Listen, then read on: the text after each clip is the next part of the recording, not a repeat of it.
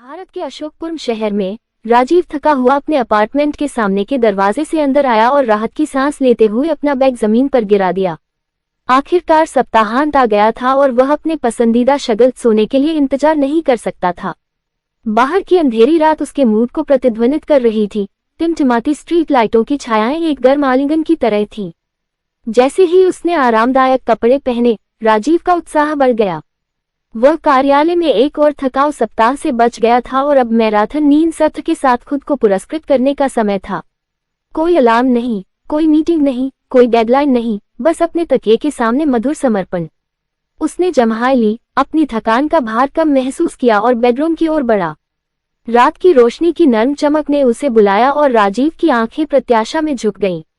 वह कंबल के नीचे खिसक गया और महसूस किया कि ठंडा कपड़ा उसे कोकून की तरह ढंक रहा है। जैसे ही वह सोने लगा, लिविंग रूम से एक हल्की चरमराहट की आवाज गूंजी। राजीव की आंखें खुल गईं, उसका दिल तेजी से धड़क रहा था। यह क्या था? जैसे जैसे चरमराहट तेज होती गई, राजीव की आंखें चौड़ी होती गईं और कमरे में ठंडी हवा बहने लगी। अचानक सड़क का दुष्ट भूत कालाकांडी उसके सामने प्रकट हुआ। उसकी आंखें अंगारों की तरह चमक रही थीं और उसकी उपस्थिति क्षय की गंध दे रही थी। राजीव कांप उठा, उसकी नींद से प्रेरित शांति भंग हो गई।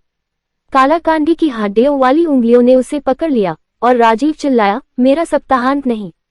भूत उसे रसोई में ले गया, जहां उसने उसे मसालेदार स्ट्रीट फूड का पहाड़ खाने के लिए मजबूर किया।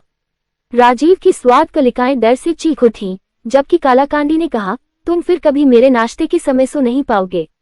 और इस तरह राजीव का सप्ताहांत कभी न खत्म होने वाला पागदुस्वप्न बन गया।